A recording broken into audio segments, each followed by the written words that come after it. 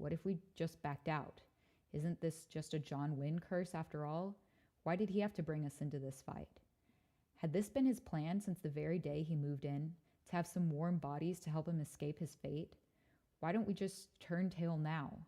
My stomach began to hurt and my hands and feet grew cold. Would John Wynne risk his life for me? Would any of these people? The sound of the waves crashing felt amplified in my anxious mind.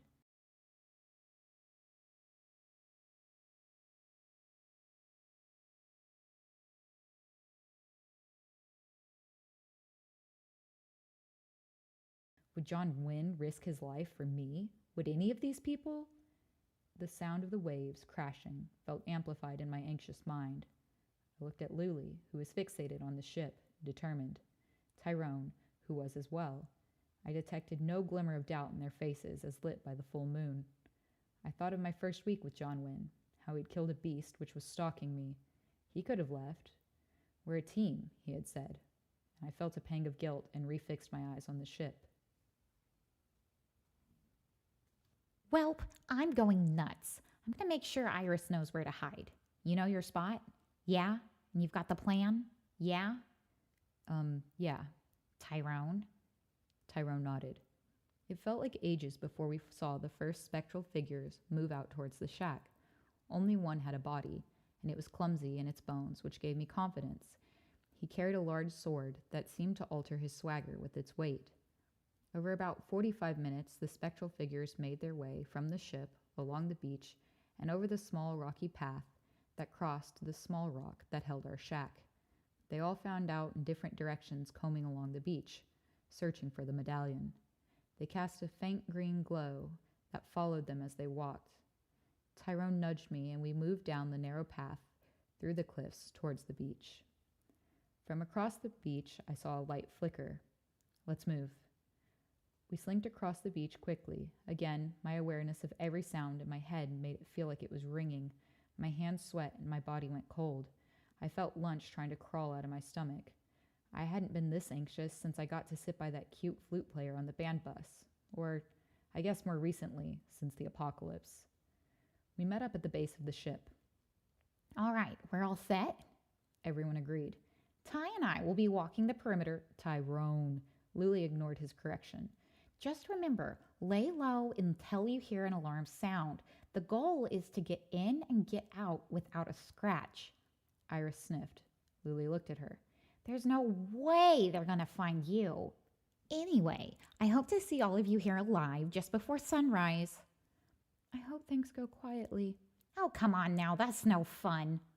But Luli almost looked worried. Sane. Iris tried to smile. We climbed the rope ladder one by one, and once we were halfway up the ship, we entered through the gaps beside the cannons. The ship was damp and musty. The air was salted and thick, and made me feel a little queasy to draw it into my lungs. The moon gave everything a glow. Every object reflected its light with a sickly green hue. We drifted apart, awkwardly, towards our assigned spots. Luli and Tyrone slid a large portion of wall paneling back from behind a bookshelf that covered almost the entire wall. This bookshelf held heads and jars and strangely phallic-looking stones of many colors. The crawl space in the walls was so narrow it almost seemed like it was there by accident. The two of them had to turn sideways and shuffle through it to move, the backs of their heads and the fronts of their faces almost scraping the frame. Luli nodded at me as I slid the panel from behind the bookshelf back into place. Now don't miss all the fun. I gave a sarcastic salute. Scout's honor. With that, the two teens went to slide around in the frame of the ship. Iris pulled open a hatch in the floorboards and began to climb down into the hull of the ship. I'll see you tonight. I hope so. I moved into the hallway and made towards the center of the ship. I found a large dining hall with a huge cast iron sword above a large communal table, raised high above the others. I removed the sword and drove it straight into the eye of a skull mosaic, which stood about my height. The tiles, which formed the mouth of the skull, fell forward on a hinge, revealing a small cubby. I replaced the sword and crawled inside. Bringing my knees up to my chest, I pulled the hatch and latched it back from the inside. Just as Luli had promised, I was able to view the dining hall perfectly from the inside. As time dragged on, My knees began to ache, and my feet began to become numb. I watched and listened for about an hour, carefully aware of my breath, and restrained myself from humming or picking at the cubby walls for something to do with my hands. Like an hour or two, but was probably only 30 minutes. I saw John Wynne move past the open doorway in the great hall and continue swiftly with the pale and sickly green medallion grasped in his hands. Then I heard faint clanking footsteps. Running left in the hallway in the opposite direction from John Wynne, I saw a skeletal form in tatters, sprinting with much more agility than the clumsy pirate I had seen earlier, holding a conch shell like a track baton, and headed up towards the top of the ship. Shit. You can say that again. And the panel to my left opened like a slide door. Jesus! Lily slapped her hand against my mouth as I clutched my heart. You'd better grab that sword and follow me. Tyrone is going to try to stop the watch before he sounds the alarm. I crawled out of my cubby and grabbed the heavy sword above the skull tile. Then, with great difficulty, re-entered the crawl space and stood to join Luli through the newly opened wall. I had to hold the sword upright against my body and practically pressing my face against the blade to shuffle through the walls. Tyrone can hopefully silence the watchman pretty easily. Or I guess now we'll have some fun. The crawl space was damp and very dusty. It was hard to breathe and the air felt excruciatingly hot. After about 300 yards of shuffling, Luli knocked on the panel in front of her. Yeah. Make your way to the bottom deck. That medallion needs to be back in its resting spot no matter what. Get it there and then get out of here. But leave as soon as the medallion's there. You're going to still be fighting. And you'll be in the cliffs watching. I can... No. Oh, okay. Eventually we came to a T in the walls. I began to hear muffled growls and snarls from the top deck. I heard heavy footsteps and clashing metal. The weight of the sword was beginning to make my arms weak. Go up and left. I'll see you on the top deck. The crawl space widened at the T, enough for both of us to run. I hesitated for a moment before I pushed the door open to the top deck, searching for another option. I couldn't think of any others. I kicked the door open and pretended I was a character who was brave. And the top deck was cluttered with pirates, a handful in their bodies, others sitting on steps and hanging from ropes, jeering specters. Hey, we've got another one. And she's got a mighty sword, don't she, girlie? Then, a ghost right beside me enveloped my face with her hand, and a putrid smell filled my nose. And another one made a crude gesture at me from across the deck. Luli was wielding a hand axe and wrestling a skeleton with a dagger. There weren't too many with bodies, and I wondered how many of the specters had already lost theirs in other conflicts. An armored body sprinted up to meet me, heavy but sturdy, more agile than the one I had seen earlier from the cliffs. I braced with my sword and shoved, and he stumbled backwards and then rushed me again, dagger in hand. I swung my sword, and my weight followed. I struck him heavily in the hip and fell to my knees. He laughed and quashed me to the deck with a heavy foot of armor in my back. I could see Luli across the deck. Beside her, a huge, hairy wolf with 3 bony figures clambering onto its massive back. He thrashed them and threw them easily from himself as they struggled to climb up again. Call off, you damn dog! He's, not mine. And I received a kick in my side, and I felt a rib crack. I don't know how to call it off. I was kicked again. My vision blurred, and I puked on myself weakly. I don't... Then my vision blacked. I saw Luli with a dagger pressed to her throat, and she was screaming for Ty wildly. The wolf saw her struggling and became enraged, standing on its hind legs and tearing a skeleton in half. Whoop whoop! That's one Someone dangerous get puppy. that Stupid. Better get him fucking down, dog. boys. 2 figures came down from the rafters, squabbling and complaining.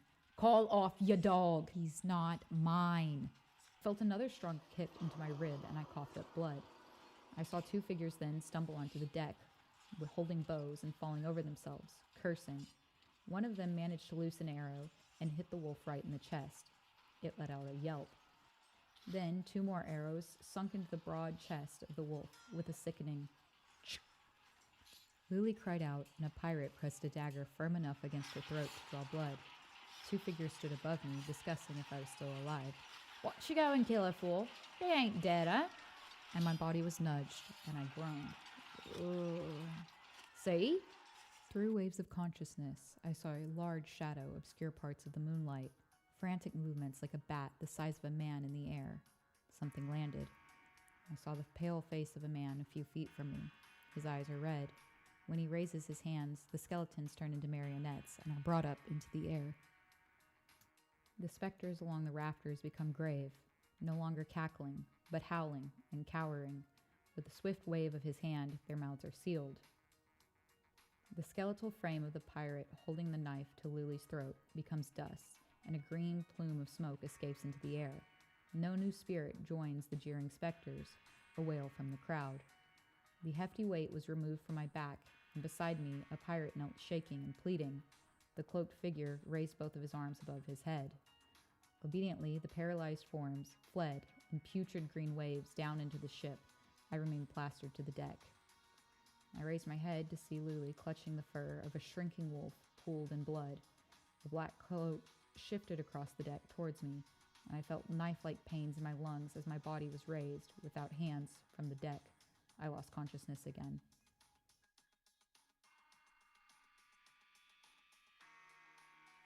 When I came to, the first thing I heard was a croaky voice. Since I was about 13. No way. I've never really met one. Only read a lot about them. Lily was leaned across the table, eyeing a man with dark rings around his red eyes. It's not that cool, Tyrone said weakly. His chest was wrapped thickly in gauze, and a huge gash sealed his left eye shut. It's remarkable, the amount of power, physical and spiritual. Flight? Whatever. You didn't think it was whatever when he saved us. I'm just glad I made it in time. I knew as soon as I heard the ship broadcast. I came to with a burst of anxiety. Where's... Well, look who's up. Where's Iris? She's outside. John Wynne? Lily shook her head. Really? Is he in the other room? He's in a coma. Can I visit him? He's dead. I sat up and the pain doubled me back over. Ugh. Stay still. Cadaver, by the way. Cadaver glided towards me from the table soundlessly. He laid his hands on my ribs and the pain subsided. He's a vampire. What happened? Just rest. We'll talk about it later. I don't know how long I slept, but it felt like ages. I dreamt I had to retake a college course. I dreamt I never really earned my degree and I had to sit down for another exam. But the exam was over monsters and creatures, and the classroom was in a small, dark corner of a ship infested with rats. The teacher was screaming at me to pay attention, but the room smelled so bad I was puking blood all over my exam.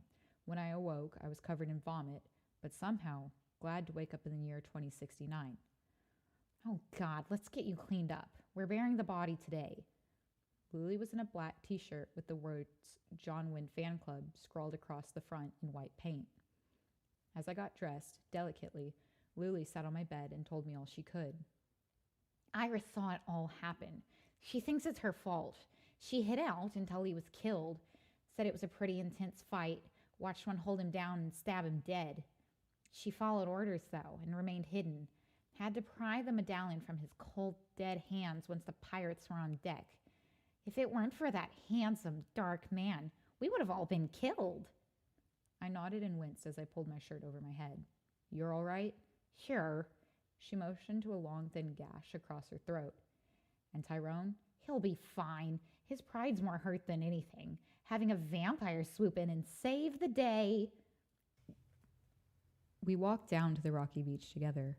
Iris was crying over John Wynne's body and praying a rosary over his chest. We stood around watching her from a distance for a moment. We spent the day digging a deep hole up the beach beside the cliffs, away from the water. Once it was about 8 feet deep, we climbed up onto the cliffs and shoved large stones down on top of the body. When it was done, we sat up on the trail, talking lightly and watching the last of the ghost ship disappear on the horizon. Tyrone helped us carve an engraving into one of the stones. And for the first time since the end, I realized I didn't feel lonely.